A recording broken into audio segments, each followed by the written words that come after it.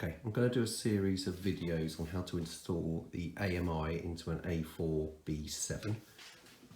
The AMI comes out of a later unit and it gives you a couple of bits that are quite nice, right? So if you plug an iPhone into it, and you can either plug it in or do it via Bluetooth, and there's a couple of options for that as well. You can control the iPhone artists' albums, tracks via the RNSE, rather than what most people have got, which is just like an iPhone cable in the glove box, which although will play music on the screen, you'll just get track 1, track 2, track 3, can't skip backwards and forwards, etc, etc. So this mod will give you the ability to control the iPhone via the RNSE. Now, let's not get carried away, it's not Apple CarPlay or anything like that. It's not going to give you text messages and all that kind of stuff, but it will give you access to Apple Music and your playlists and allow you to skip tracks using the RNSE. So to make it work, you need an AMI of a later model, different car. So that comes out of an A3 or a TT. This is the AMI. Part numbers on top. This is not an item that you can change for something else. So don't get confused with other AMI units. It needs to be this AMI unit, otherwise it won't work. Second part is the RNSE 2. And the RNSE 2 can be distinguished by its media button down there. Normally the RNSE 1, well not normally, always the RNSE 1 has got a CD/TV button. The RNSE 2 has got a media button. And then behind the display are two SD card slots, and they'll take 64 gig cards each rather than the 16 that you get in the RNSE 1. Also, it's a high def screen. So a couple of reasons I put it in. Firstly, to do the AMI. Secondly, I've got a reverse camera on my RS, and the high def screen makes a huge difference. So part numbers for this are on the top here. And again, this is an Audi unit. This is out of a later A3/TT. And to do that, you need to change the faceplate. So what you'll notice is that the bezel around the outside is gloss black, and that's because it's out of a different car. You'll also notice the buttons are silver, and that's because they're out of a different car. But it needs a faceplate change, right? So this option's a bit of a ball ache, because you buy an RNSE 2 out of a different model car, and then you've got to buy a faceplate, and then you've got to take it all apart to put the new faceplate on. There is another option. I don't overly like the gloss black surround because it doesn't match anything else in the cockpit. I don't like the silver buttons because they don't match the surround either. So I'm not using this unit, I've got another one. So the option I've gone with is out of a Seat Exio. So they make them up to 2012, I think, 2013. And essentially it is an A4 just rebadged as a Seat, and it's got the same technology in it. But it was fitted from standard with an RNSE 2 rather than an RNSE 1. So in part 2, which will be the installation part, I'll show you the part number for the Seat unit, which I've got in the car at the moment. So that's the RNSE 2, then you've got the loom, and that essentially just piggybacks off the existing loom, adds a couple of additional pieces, this one that goes in the back of the RNSE, and this one that goes in the back of the AMI. You could make the loom up, it's not particularly complicated. It looks worse than it is because of all these wires, but these are all standard. They're all the wires that come with the standard loom anyway, so you could work that out. And the last piece I put in, which you don't have to, is a tune to air. So this is a Bluetooth module that connects to an iPhone cable, so it's got a wrong end. It's got a traditional old iPhone connection, which is the same connection that goes into the AMI. And then you can connect this to your phone. It will stream all of the music via Bluetooth, plus all the playlist, track list, and allow you to control it, etc, etc. You could, of course, just plug your iPhone into that cable if you've got a crappy old iPhone, or you can change that cable for the latest Lightning cable, and you could do the same thing from that. I think you get the option to charge then as well, but I'm not going to. I'm going to use the Bluetooth module. So this is part 1, all the parts you need. Part 2, I'll do installation, removal of the old kit, installation of the loom, RNSE, AMI and the Bluetooth controller. And then part 3, I'll do the configuration using VAGCOM of the RNSE to accept the AMI.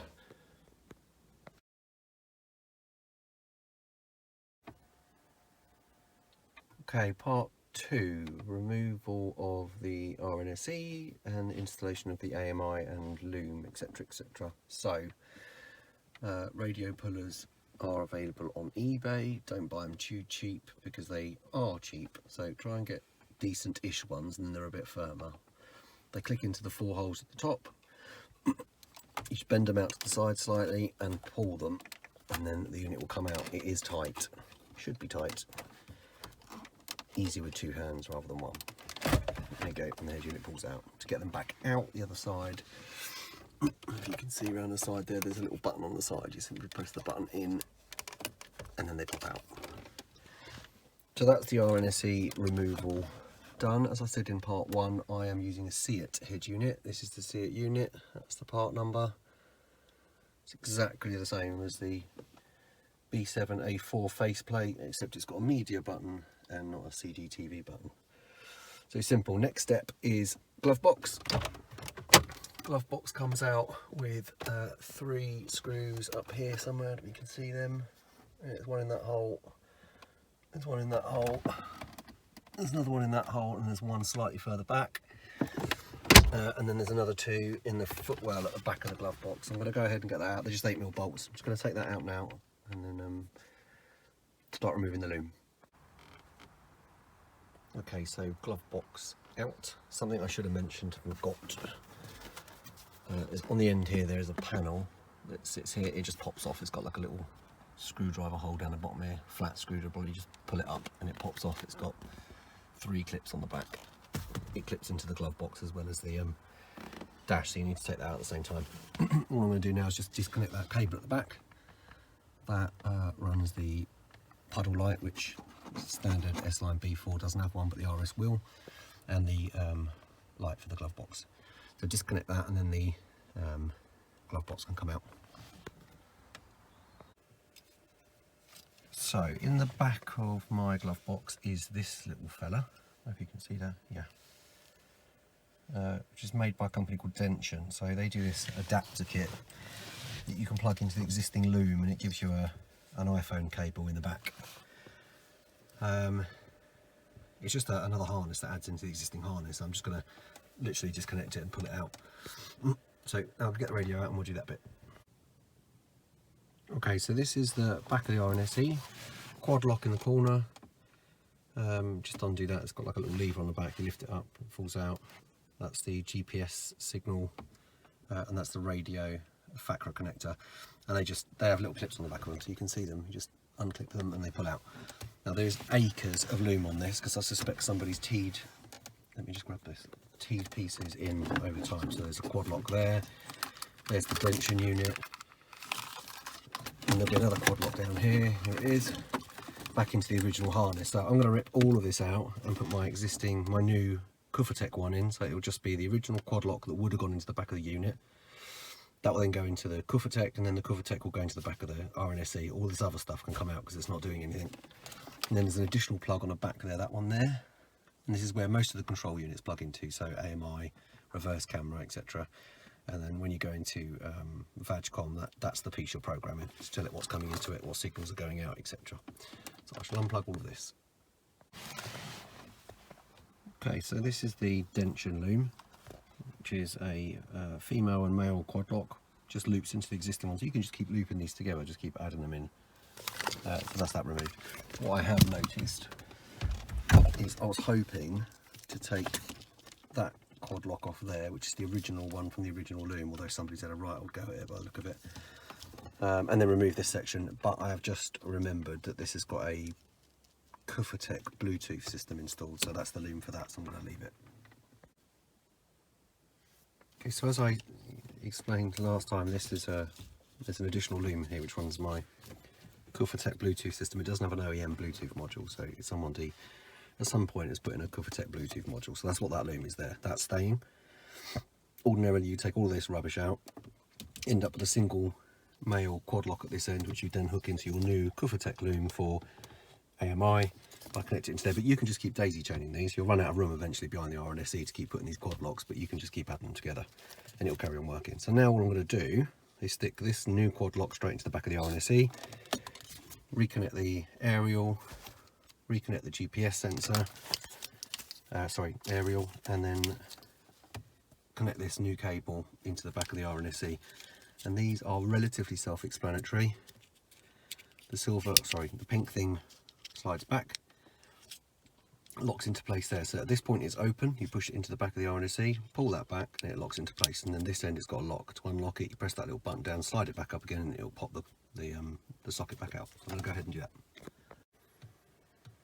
So all connected back up, unit's back in its hole. You can put your hand kind of down this gap here to try and feed the quad locks down behind the aircon panel, just so you can get to a point where you can push it in. It should loosely go to about there, and then if you give it a good stiff shove, it will go back into the hole.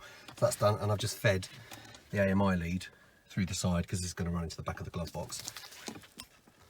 Plug and play straight into the back of the AMI, right? So nothing complicated. So all I'm going to do now is feed this through the glove box, refit the glove box back into its hole, and then I'll show you fitting the AMI.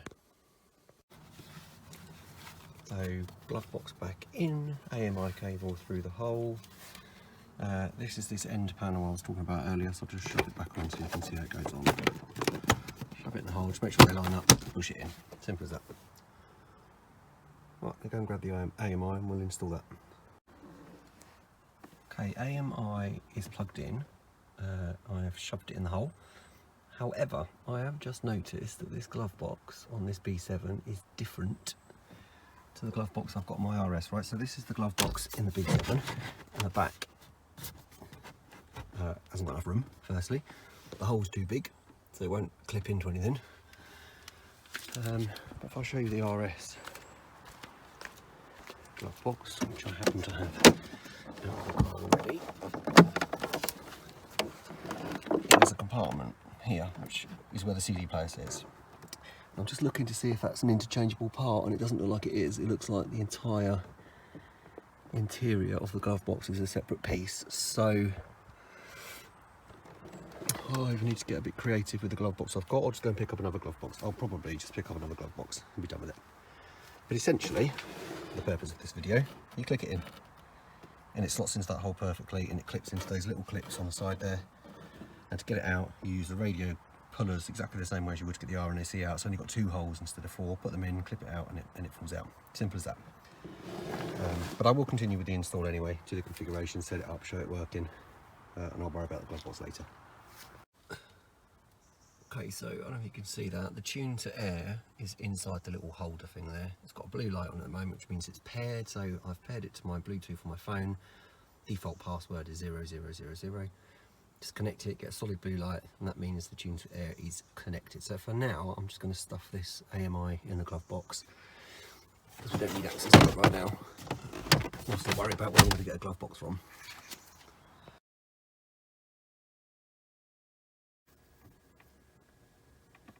Okay, so last piece, just to take you through the RNSE coding, Vagicom coding of the RNSE. So if I show you what it looks like to start with, turn that rubbish off. So select the media button, and you'll get this, which you're probably familiar with. It says it's got no CD in it. Press the source button, and then this is what you get as standard. So that's the 2 SD slots and the navigation medium. What you're missing is the AMI element. So what we're going to do is in Vagicom, select the correct control module. So you want 56 radio.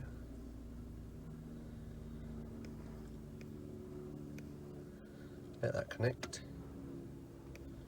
Okay, you're going to go to coding, and then hover over it and you'll get these options. So this is fairly straightforward. For those of you that know what you're doing, don't listen.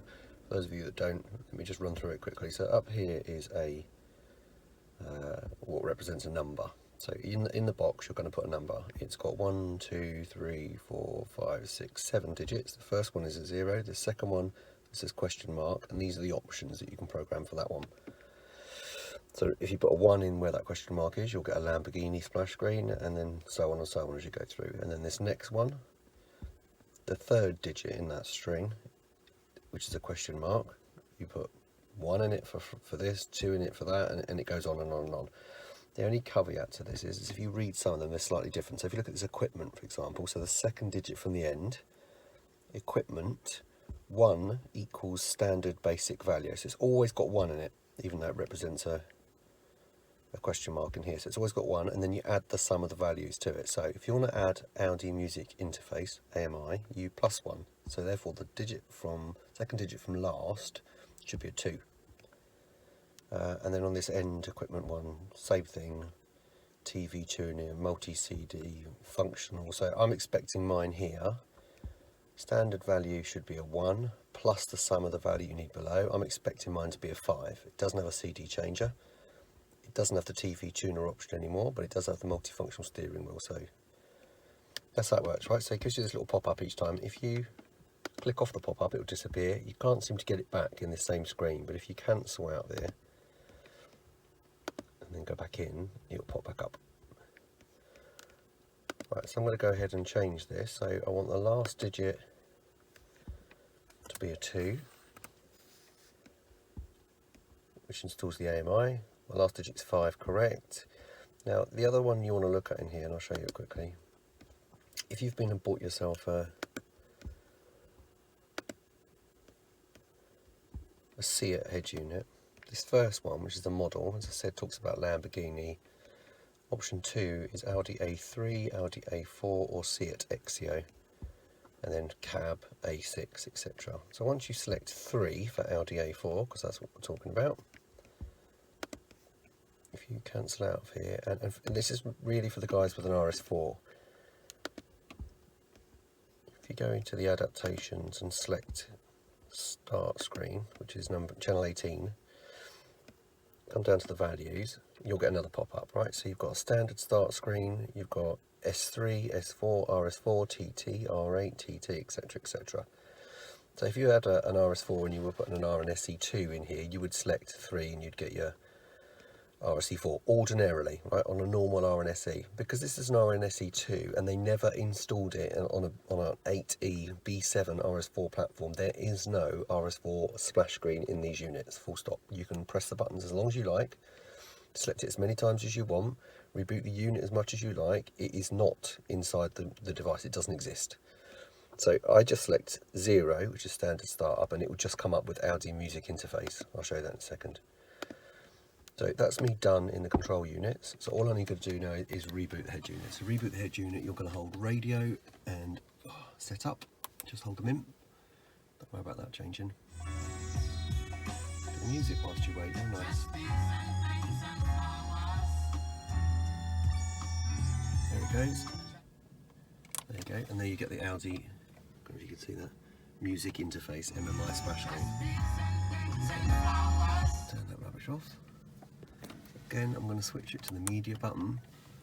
This time I'm going to press source and you should see the AMI option down the bottom there. AMI not connected, and it's not connected because I've got nothing plugged into it at the moment. So I've taken my tune to air off because for some reason it seems to stop the video from recording. So I'll stop it there. I'm going to plug the tune to air back in and see if I can show you how it connects.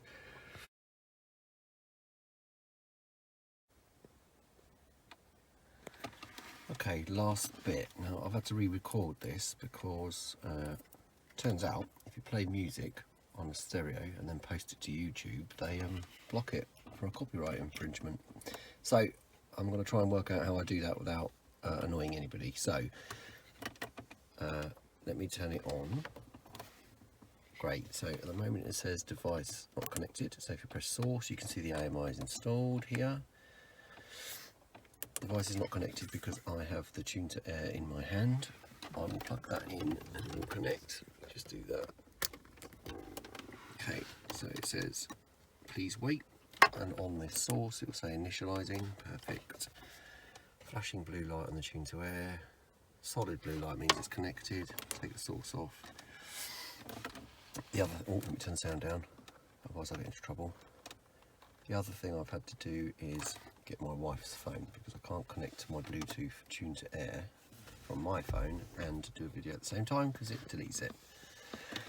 So that's now connected to her phone. If I press return, it will take me back. So this is, oh, turn the sound off. There's her phone. Playlists, artists, albums, tracks, etc. So you can just go into artists and you can select through the artist you want to play. Grab this one. This is obviously the albums that artist appears on. Select the one that you want. Turn the volume down. Press it and it will start playing. Which you can see obviously from the RNSE, but I've turned the sound off. Oh, no, it's come back on. There we go, turned it off. Now, if you go back to something else, let me find something, I don't know. I don't know what she's got on her phone. Okay, this will do. If I select all, you'll get all the tracks by that artist. Select on the first one, make sure the volume's down. Okay, perfect. And it's obviously playing it. And if you press next, goes to the next song, as you'd expect. Now, what I'll show you quickly is what the DIS does. Fire it up. Alright, it's going to reconfigure because it's rebooted the AMI on startup. So just hold on 1 second. The DIS changes. Perfect. So it says initializing AMI, which is what it'll pick the phone up in a second. Go, loads the phone, keep the volume down so we don't upset anybody. There we go. So it's playing that track. Let's change it to a different track. Perfect. So we're playing this, whatever that is, no idea.